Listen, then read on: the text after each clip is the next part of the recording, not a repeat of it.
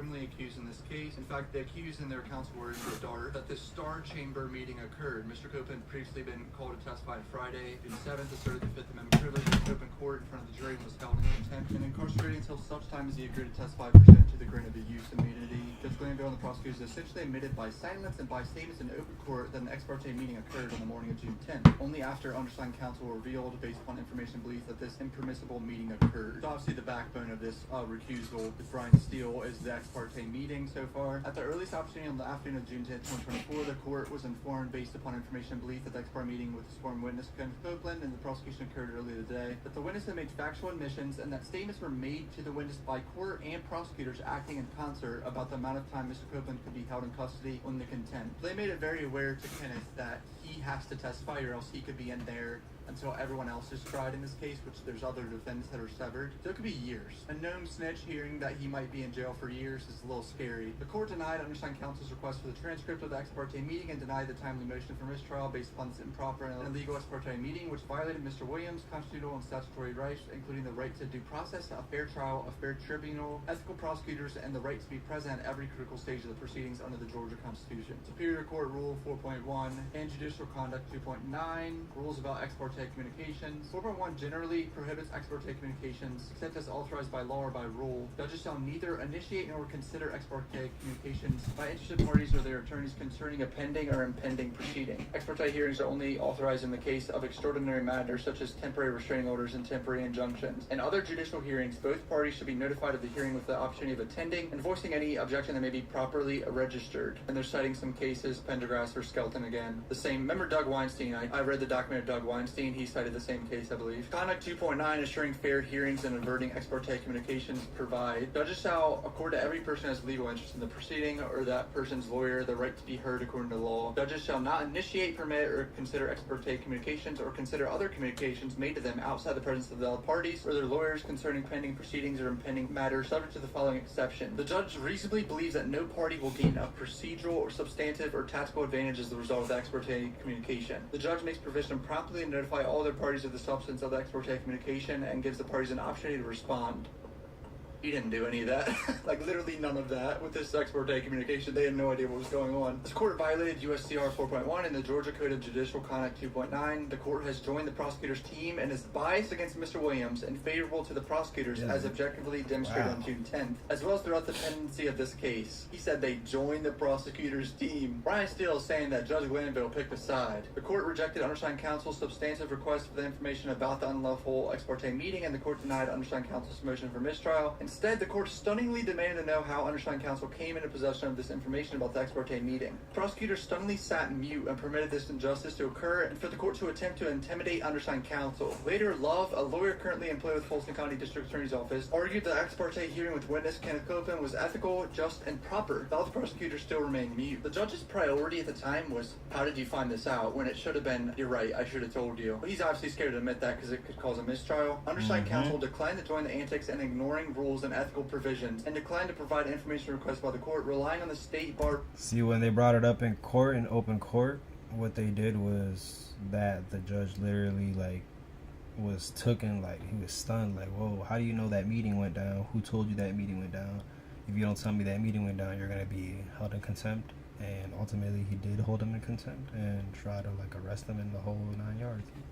Rule of Professional Conduct 1.6, which states a lawyer shall maintain in confidence all information gained in the professional relationship with the client. So they're just going to say attorney-client privilege, including information which the client has requested to be held and violate, or the disclosure of which would be embarrassing or would likely be detrimental to the client, unless the client gives informed consent. Rule 1.6 specifically states the attorney-client privilege applies in the judicial and other proceedings in which a lawyer may be called as a witness or otherwise required to produce evidence concerning a client. The rule of client-lawyer confidentiality applies in situations other than those where evidence is sought from the lawyer through compulsion of law. A lawyer may not disclose such information except as authorized or required by the Georgia Rules of Professional Conduct or other law. The court ignored the ethical rules relied upon and continued to demand undersigned counsel to reveal the source of the information, claiming that the way that undersigned counsel obtained that information was somehow unlawful, and baselessly accused undersigned counsel on the record of potentially acquiring the information through eavesdropping. The judge backtracked on that, saying, I don't believe he eavesdropped, hours later. In response to the specious accusations and the impermissible demands demands of the court. Undersigned counsel relied on the ethical mandates of Rule 1.6 and the Fifth Amendment right to remain silent and declined to provide the source of information. The court is so biased against undersigned counsel and Mr. Williams, the court ignored all laws and pursued contempt penalties to attempt to intimidate undersigned counsel to violate the law and ethics in order to continue to help the prosecution convict Mr. Williams. Wow. Brian Steele is such a genius. Court put Brian Steele in contempt. Supreme Court of Georgia grants his superseded bond. Court violated the law by failing its duty to recuse from presiding over this attempt proceeding, and such proceedings where the announcement of punishment is delayed, where the contumacious conduct was directed towards the judge, or where the judge reacted to the contumacious conduct in such manner as to become involved in the controversy. The judge may give the attorney notice of specific charges, but the hearing, including the attorney's opportunity to be heard, must be conducted by another judge. Actually, Merchant pointed out. She kept saying another judge had to do the hearing, and he was.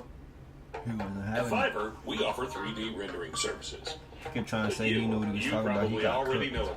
Wasn't hearing none of that shit. Here, the court involved itself in the proceedings by joining the prosecution team and conducting the ex parte meeting that violated Mr. Williams' rights. This created a conflict of interest for the court because its own unethical conduct is questioned and at the heart of the issue. The court then compounded its abuse of power by presiding over the very contempt hearing where its own rules violations prompted the controversy. Holy shit. The court should have recused and allowed the contempt proceedings to be handled by a separate court. Further, the prosecutor sat mute and permitted the court to attempt to interrogate and intimidate another member of the bar who reported a violation of law and also prompted the court's unlawful conduct by asserting that ex parte meeting was proper. The court denied Mr. Williams and undersigned counsel for their due process rights, as counsel has the right to adequate notice and to be heard, to call witnesses at a hearing, and to be represented by counsel for the entirety of the contempt proceeding. And Mr. Williams had the right to learn all the facts and circumstances of this critical stage of the proceeding that occurred in the absence ex parte. May say, boys, this is not looking good for Judge Glanville. He got big time. The record also reveals numerous instances during the trial where the judge's behavior appears to have been biased against Mr. Williams' counsel and partial in favor of the state. The record also reveals, too, when the trial court wrongly berated counsel in front of the jury. After a number of such incidents, Mr. Williams' counsel, out of the jury's presence, moved for the trial judge's recusal and sought a mistrial on the grounds that the judge has shown lack of objectivity and had displayed bias against Mr. Williams and his counsel and had assisted the prosecution in making their case before the jury. The judge definitely yelled at Miss Love a few times, but I think he's yelled at the defense lawyers in front of the jury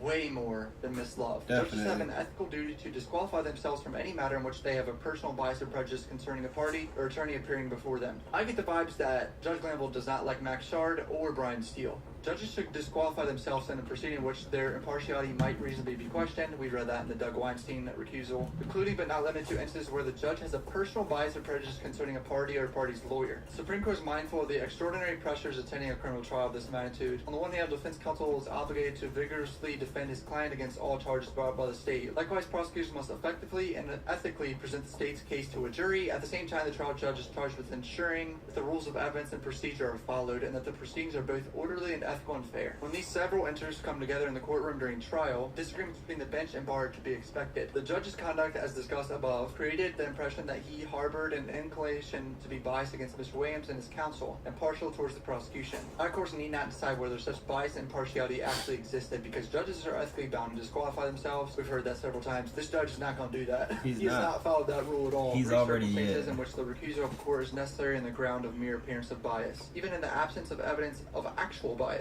Mr. Williams does not waive that actual bias has been objectively shown throughout the trial as well as on June 10th. But for simplicity, the appearance of bias is also met. Two of these circumstances arise in the case at bar. First, mere appearance of bias requires the recusal of a judge when the judge becomes embroiled in the controversy of one of the litigants. Cites Mayberry v. Pennsylvania and Taylor v. Hayes. Second, due process requires recusal of the judge when the judge takes a role in the accusatory process. Our highest court explained that the Constitution prohibits a scenario where the judge orders witness to appear before him or her in order for the judge to gather facts to determine whether the contempt proceeding should occur, and then the same judge presides over the contempt trial. This is because such judge-grand jury arrangement calls the judge to become part of the accusatory process, and thus this judge must be recused from further dealings with the case. Here, Judge Glanville has ordered Mr. Copeland's lawyer and others to appear to give information on a contempt proceeding, same as against the law. In the case of bar, the court met ex parte with prosecutors and a sworn witness, Copeland, and never intended to reveal the ex parte meeting occurred to Mr. Williams and her counsel, or to anyone for that matter. The court has become part of the executive branch prosecuting Mr. Williams. Moreover, the prosecutors have abandoned and violated their ethical duties by engaging in this ex parte meeting and sitting silent while the court held undersigned counsel in contempt and failed to reveal any Brady evidence from the meeting. Kenneth Copeland saying that he murdered Donovan Thomas in the meeting is 100% Brady evidence for the defense. The court and the prosecutors should not be working together, but they are.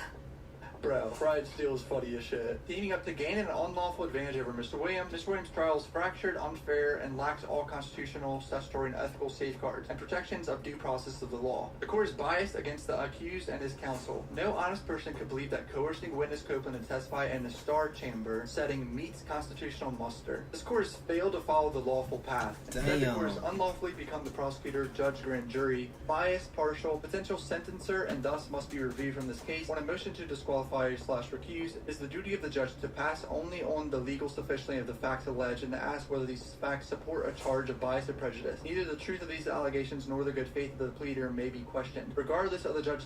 Today we're going to be trying the Dave's Hot Chicken Bites. Happy birthday to me. Boy, you ugly. Store white. Personal knowledge to the controversy. So the judge must assume all of this to be true, and he has to rule whether there has been prejudice or bias in the situation. The test is whether, assuming the truth of the facts alleged in the attached affidavit, a reasonable person would conclude bias exists on the part of the judge. A reasonable person. This trial's over. I don't see how this trial's gonna go on. This court's conduct raises a strong finding that has become personally embroiled in the case. It is clear even to a casual observer that this court's involvement in this controversy requires this court to be disqualified from all further proceedings in the above referenced case, and another judge who will duly exercise the powers of the judicial branch with partiality, clarity, and fairness must be appointed. Holy shit, Brian Steele, man. This motion to recuse Judge Glanville, accompanied by the attached affidavit, mandates that Judge Glanville shall immediately cease to act upon any matters involved State of Georgia versus Jeffrey Williams, shall immediately determine the timeliness of this motion and legal sufficiency. Assuming that any and all facts alleged in the affidavit to be true, whether recusal will be warranted, it is found that this motion is timely filed, the affidavit is legally sufficient, and that recusal will be authorized if some or all facts set forth in the affidavit are true,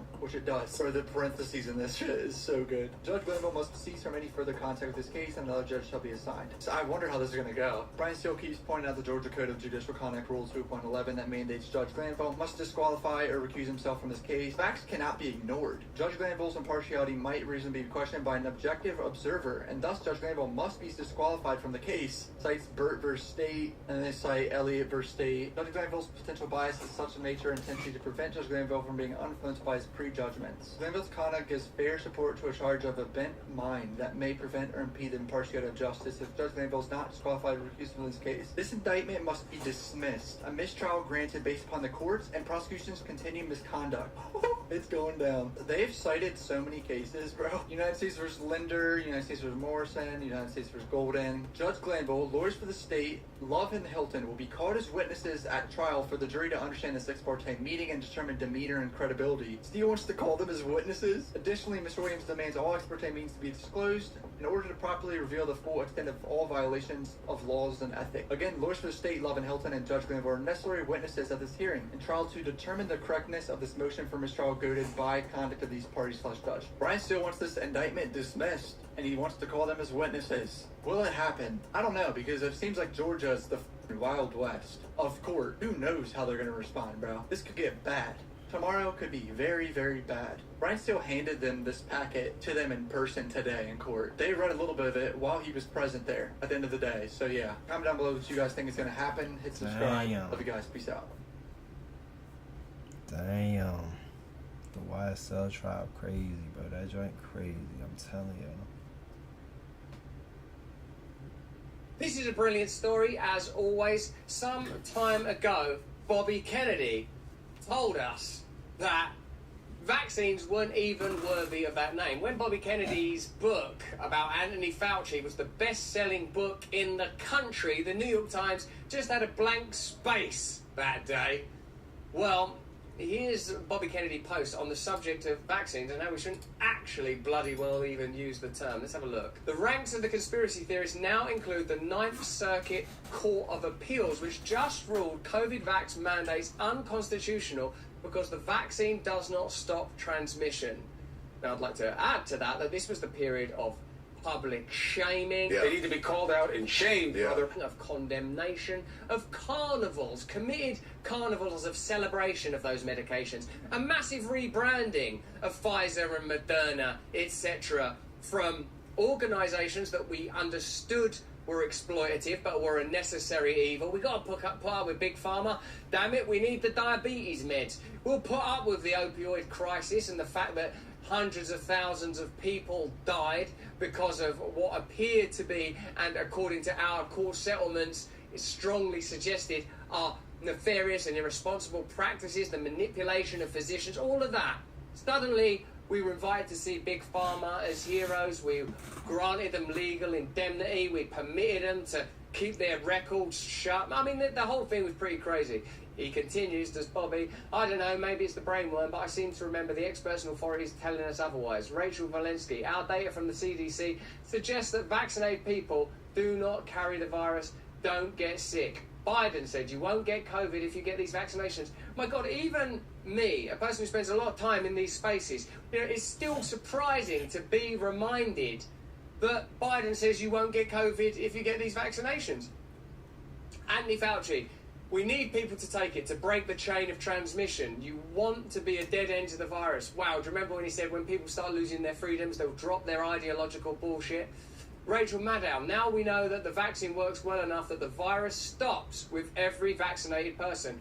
Now we know that the vaccines work well enough that the virus stops with every vaccinated person. All of that was fake news. All of that was malinformation. All the time that those statements were being publicly conveyed and amplified, you were being censored if you had concerns. If you were a member of the vaccine hesitant, you were condemned. Well, let's look at this story in a little more depth, because it seems that, as is often the case, we were right. So in a contentious case involving the Health Freedom Defense Fund and other plaintiffs versus the Los Angeles Unified School District, the court acknowledged the plaintiffs' claim that the COVID-19 mRNA vaccines do not meet the traditional definition of vaccines because they do not prevent the spread of the virus, but only mitigate symptoms. That's what the campaign should have been, at most. This vaccine might mitigate symptoms. In some cases, it might cause myocarditis, pericarditis. It might cause sudden... I mean, there's a lot of things that it might do that we'll get into. The case revolved around LAUSD's, or LAUSD's, COVID-19 vaccination policy, which required all employees to be fully vaccinated against COVID-19 by a specified deadline. The case, brought by the Health Freedom Defense Fund and several individuals, argues that LAUSD's vaccination mandate interferes with their fundamental right to refuse medical treatment. The plaintiffs assert that the mRNA COVID-19 vaccines merely mitigate symptoms rather than prevent infection or transmission, which they claim does not align with the traditional definition of vaccine. Do you remember how many words lost their meaning during that time? Do you remember how often you had to consider the writing of George Orwell, that war means peace and peace means war and tyranny means freedom? The court noted that the plaintiff's claims, taken as true at this stage, suggest that the COVID-19 vaccines do not effectively prevent the spread of COVID-19. This is the problem with independent media when it comes to the establishment's control. We can have conversations in real time that challenge their narratives. They're unable to assert the kind of centralised control that's required for the kind of authoritarianism that they are trying to impose. The court noted the plaintiff's claim, taken as true at this stage, suggests the COVID-19 vaccines do not effectively prevent the spread of COVID-19. The Gateway Pundit previously reported that the Centers for Disease Control and Prevention, the CDC, had modified the definition of vaccine to include the mRNA shots. Oh my God, it should always have been known as It should have always been known as medicine. When Naomi Wolf reported on the impact on menstruating women, she was cancelled. Remember how Facebook happily censored true information? Kind of establishment done that, asked for a bunch of things to be censored that in retrospect ended up being more debatable or true. In order to comply with edicts that came right down from Fauci. Remember how they tried to control the theories around the emergence of this thing. We can't continue to bring you this bit.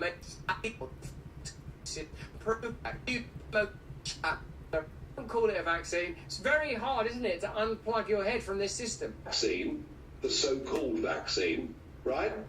And you won't catch COVID. Take the vaccine and you won't pass COVID on. Both of those things were totally, completely untrue. We were told the vaccine was safe in every way. Frankly, it had not been through anything like the normal testing for any kind of vaccine in terms of trials. And now we learn that the so-called vaccine, do you know there are pensioners now elderly people on their 7th jab. That is not the kind of vaccine you and I grew up with, where you have a vaccine once and you're inoculated for life.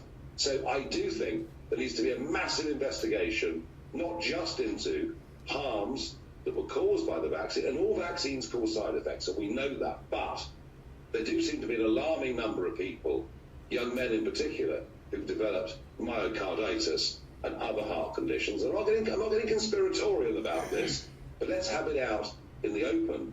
But I want to know as well, I got the why you were vaccine. like to. I'm ready to I go. want to know why they were trying to vaccinate kids at primary school age when COVID posed almost no threat to them whatsoever.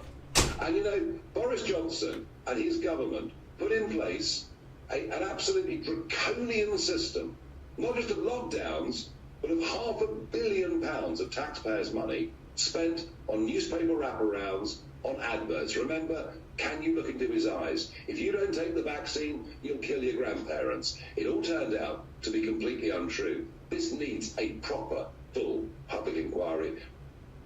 Wonder if those inquiries and investigations will ever take place in your country or in mine. We're seeing inquiries that appear to be somewhat diluted and tempered, that don't get into the nitty-gritty of big pharma power, the ability to lobby, the ability to donate and control, the incredible power that organisations like the WHO are able to exert over democratic and sovereign nations. Hopefully this is a time of significant transition. Hopefully this is a time of awakening, because this is perhaps the best shot we have of demonstrating that what we are told by the state, the establishment and the legacy media over time will frequently be proven to be false. Frequently and demonstrably appear to be opportunities to impose control and authority, and man, there are some even more nefarious conspiracy theories that are developing around that one. Maybe they are anti-life itself, some people are offering, but me, certainly this story gives us a chance to see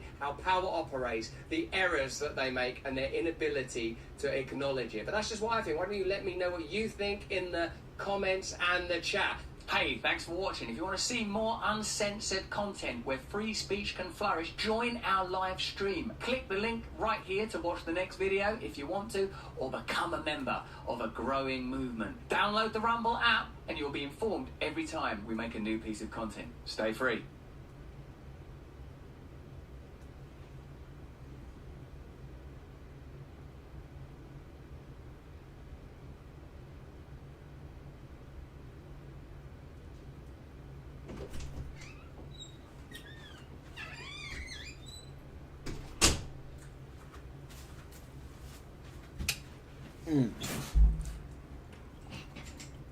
Well, if you took the vaccine,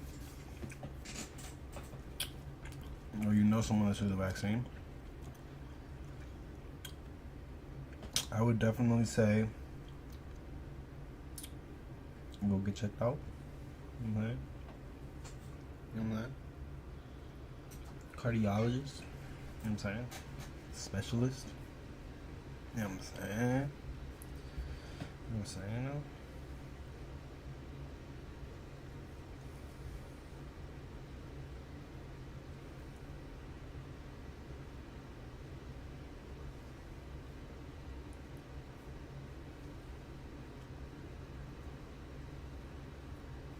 Wix gives you the power of AI to build the website you need. For the UN Security Council, it did just approve the U.S.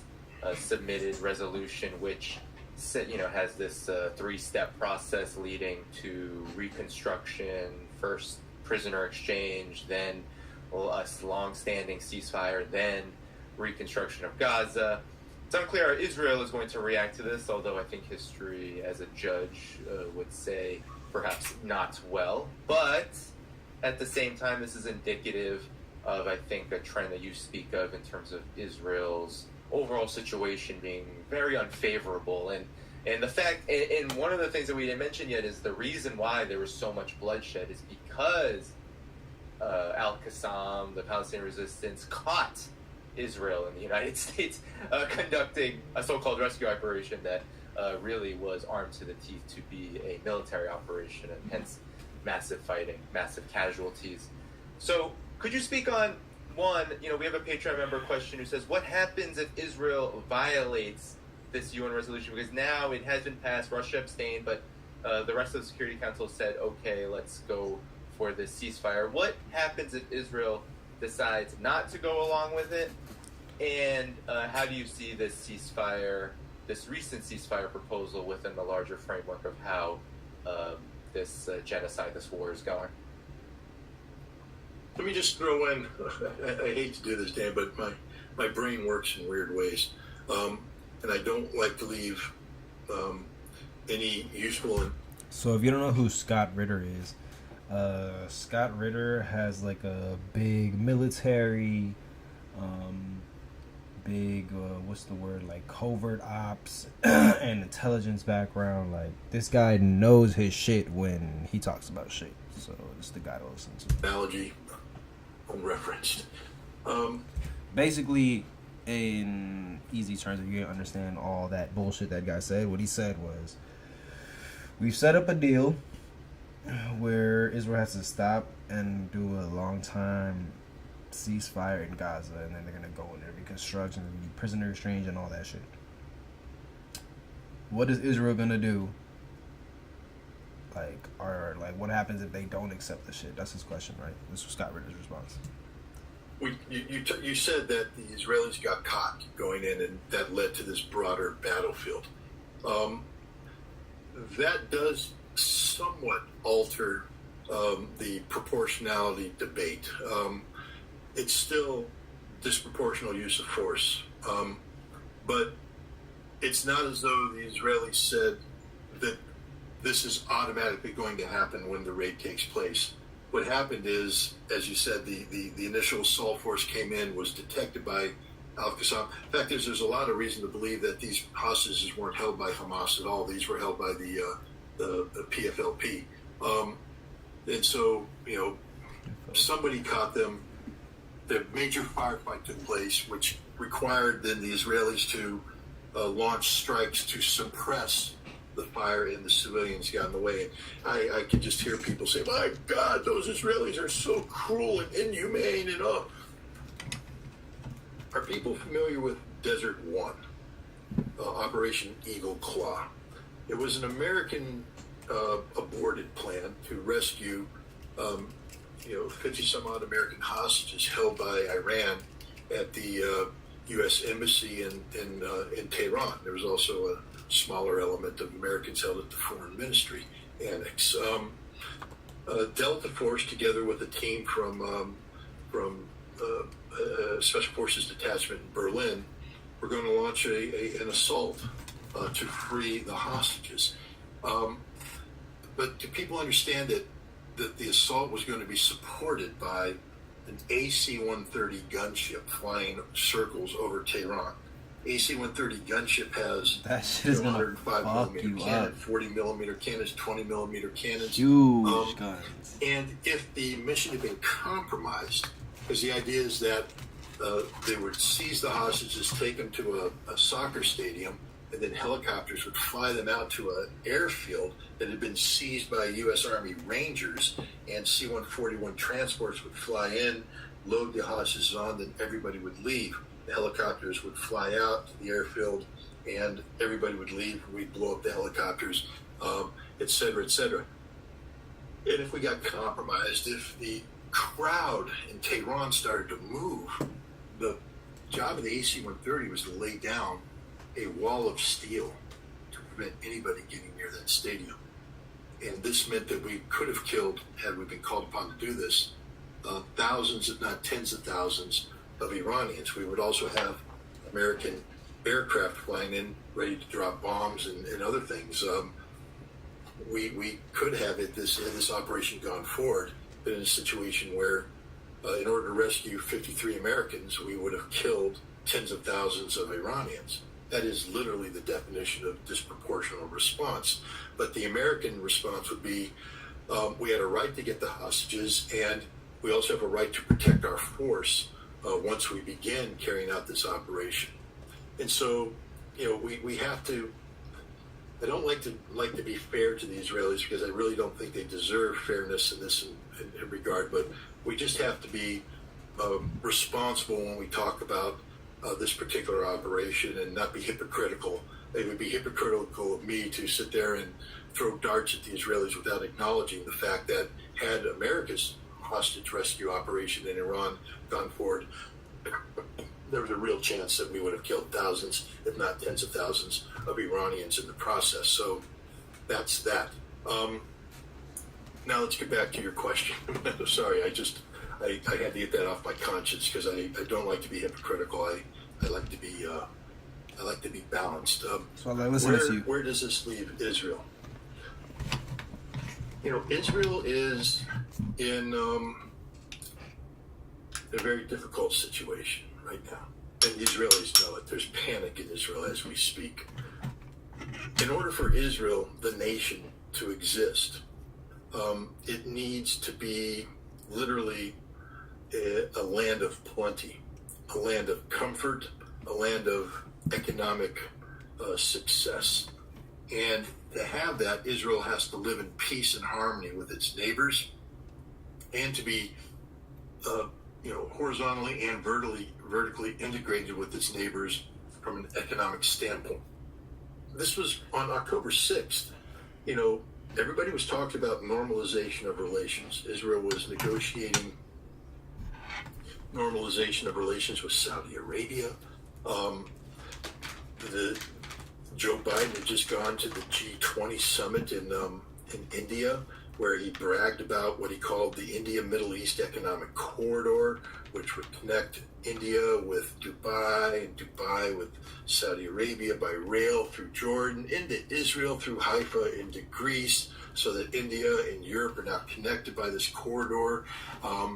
And this is such a big deal that Benjamin Netanyahu himself briefed this during the General Assembly debate in September. Instead of putting up his cartoon figure of the Iranian bomb, he put up a map that showed Israel's role in this. And this is what Israel needed to survive as a nation state: peace and prosperity.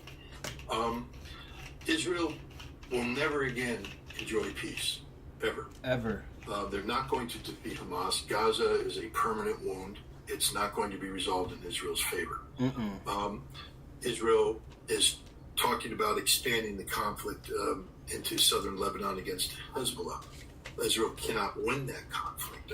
I think one of the reasons why Israel hasn't yet launched that invasion is because they were reminded that fact by Hezbollah, who successfully took out several Iron Dome sites in the vicinity, letting the Israelis know that they can take out all of the Iron Dome sites and Israel will have no ability to protect itself from tens of thousands of rockets that will land on Israel, fired from Hezbollah on a daily basis. And if you hit Israel with enough rockets over enough period of time, Israel doesn't exist.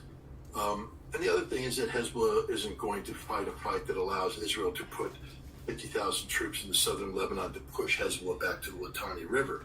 Hezbollah has gone underground just like Hamas did in Gaza. As while Israel is digging and fighting Hezbollah there, Hezbollah will appear in the rear of Israel and take Galilee, take the northern.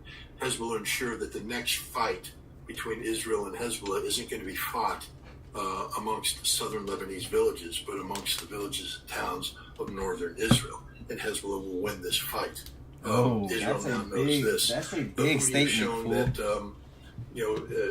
Israel's. When these guys are saying, these generals and these groups are saying this shit, bro, listen to them. Listen to them, bro. Like, what? Like, ain't nobody pump finger. Like, if I tell somebody, like, yo, I'm gonna whoop you, bro. I'm gonna beat your ass. Like, listen, bro. Like, we gonna crash out. You feel me? Like, listen. Sea lines of communications are vulnerable and have been successfully interdicted. And Israel has suffered billions of dollars of economic loss as a result.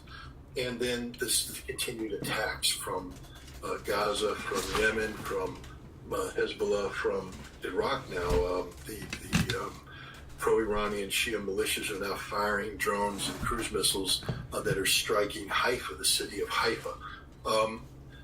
the bottom line is Israel will never know peace as long as it continues this current stance. The India-Middle East Economic Corridor is finished. It is not going to be revived. The concept of normalization of relations between Israel and its neighbors is ridiculous. Israel has lost lost the support it enjoyed amongst other nations around the world. In fact, the only nation that unabashedly supports Israel is the United States. Everybody else is turning their back on Israel. Israel has lost the world, which means that in the end, all nations will rise against Israel. Hey, yo, if you don't get right with God right now, I'm telling you, like, I'm trying to tell y'all, bro, like to my 2 viewers right now, listen, bro, go get right with God, because in the end, every nation is going to rise against Israel. This is not rectified, and it won't be rectified, that millions of Israelis are going to start asking themselves the question, can we continue to live in Israel? Is it the quality of life that we were expecting? Is this a healthy enough economy? Do I want to subject my family to the economic pressures and the psychological pressures of living in a besieged Israeli state? And the answer is no. Millions of Israelis have dual citizenship. They hold second passports. And we've already seen hundreds of thousands of them flee Israel. And if this situation deteriorates, you'll see millions more. And as Israel depopulates, it becomes less and less viable as a nation state, especially in terms of the singular state. Israel's in big trouble. The only thing that's holding Israel up right now is the support of the United States. The United States just passed a resolution now that's been voted in favor of by the Security Council. If Israel disregards this, they're going to lose the United States. The United States will have no choice but to move forward and impose some sort of restrictions on Israel. And we can make the following observation. Throughout the modern history of Israel, especially since the Six-Day War in 1967, no Israeli prime minister has been able to remain in power without the support of the United States. And no American president has been able to be elected without the support of the state of Israel. We have a situation now where Joe Biden is probably going to be compelled to decisively act against the state of Israel. And this is going to create tremendous political problems for him here in the United States. And we have a problem for Benjamin Netanyahu that he is going to have to act in a manner which alienates him from the United States at a time when his government is in collapse. And there may be the necessity for re-election, and this is going to damage him politically. So this is a big deal, this resolution. It puts both the United States and Israel, both Biden and Bibi, in a lot of hot water, which only then comes back to the point I was making. None of this promotes stability and peace. All of this promotes continued chaos and anarchy. And this will be disruptive to the region, disruptive to Israel, and probably prompt even more Israelis to flee. I don't see Israel lasting the decade. I don't see Israel as it currently exists surviving another 10 years. It can't. Its economy will collapse. And the political isolation will be real. And as you move forward with a two-state solution, that only works if both states are viable. But as Israel depopulates, and remember, if Israel is compelled to move towards a two-state solution, there's going to be big problems. There's going to be a lot of Israelis that say, we don't want to live in a two-state solution. They'll leave. The other thing is you have a whole bunch of West Bank settlers in there who have stolen land that they're going to have to be evicted. That is another guaranteed outcome from this. The settlers cannot be allowed to remain in any construct. That is Palestinian land. If the Israelis move against those West Bank settlers, there's going to be a crisis of confidence inside Israel. Again, those settlers aren't going to say, okay, we're just going to stay in Israel. These are Brooklyn Jews who fled the United States knowing they were going to steal land and stay there. These are people who don't believe in hard work. They don't believe in earning anything. They're thieves. They're thugs. They're murderers. They're bandits. And when they lose their settlements, they're going to go back to where they came from, the United States or Australia or Canada or Europe. They're not staying. Israel is going to depopulate and lose its most fervent, Zionistic elements, which means that the Israelis that stay behind are going to be those Israelis who are conditioned to the understanding that Israel has to live peacefully with their Palestinian neighbors, which means that the Zionist entity, this Zionist experiment, is finished, and that whatever emerges from this isn't going to be called the State of Israel. It's going to be called the State of Palestine. Damn. And hopefully it will incorporate a significant Jewish population, of course a significant Muslim population, a significant Christian population, Druze population. The current population of Palestine is going to have to come together and learn to live together. I had an interesting question from somebody the other day who talked about maybe the Irish could provide some sort of guide. Crazy. It's crazy. What? Putin's peace deal rejected by NATO? Democracy and the delicate issue of political endorsement. Yes, you're right, I am wearing a tiny hat that appears to have garnered a great deal of fandom, particularly in the Rumble chat. Hello, Carl Rhino. Hello, The Real Mix. Hello, Frustrated Vibration. Hello, Captain Chaos. And second, I'm sending my love and appreciation to all of you back in Stay Free HQ in the UK, coming at you at 9 PT, 12 ET, and whatever this is, GMT. It's simply a number, adrift in chaos, adrift in a kind of madness. Jill Biden's inviting us to ignore time. We'll be looking later at the peace deal that Putin's proposed and what the point is in having a Ukraine peace summit when Putin simultaneously is offering terms of peace and being snubbed and denied. Frank Danielle, I love the hat. Thanks, I appreciate that, guys. You could become an awakened wonder, like Sensitive Hearts or Purple Flower. If you were one, you'd be able to watch our Alex Jones interview right now. My mind was blown, as it continually is, by the shamanic evangelical skills of Alex Jones, who seems to be able to simultaneously convey information, invite forgiveness. Because I was looking at, they made a documentary about Alex Jones condemning his allegation that Sandy Hook was a false flag event. And I read an article on it in Legacy Media, and they said sort of like, the distress that Alex Jones caused by alleging that. And of course, excuse me, I'm a parent, but perhaps you don't have to be a parent to imagine the grief you would feel if your child lost their life, and then if someone subsequently said that the event had somehow been manufactured. But of course that is not the same as the event itself. And Alex Jones has always said that he didn't say precisely what he was accused of. My wife has that blouse. My wife bought me this blouse, as a matter of fact. I had a great conversation with her where I said, what about when people say that you're controlled opposition? People say I'm controlled opposition. People say that Joe Rogan's controlled opposition. They say that Elon Musk controlled opposition. What do you say to those people? His response to that was fantastic. I'm listening to Russell, but I'm watching the Belgium game. I'm going to try and make it like when you put on Pink Floyd's Dark Side of the Moon while watching Wizard of Oz. This, what I'm saying, will perfectly align with Belgium versus, I'm not sure what Belgium playing, I don't know who else is in that group. Stop wearing your children's hats, says Paleo Armory. Russell Sawyer hat. Leave this out. Right, let's merchandise these tiny hats, regular sized hats. Let's merchandise them because people want them. So we'll be talking about the negotiation for peace. We'll be talking about the odd phenomena that none of us are able to discuss it. We'll be talking about free speech more generally. And the point I wanted to make about Alex Jones is when he was being condemned in a legacy media organisation, a British newspaper called The Guardian, they said, he shields his products on there.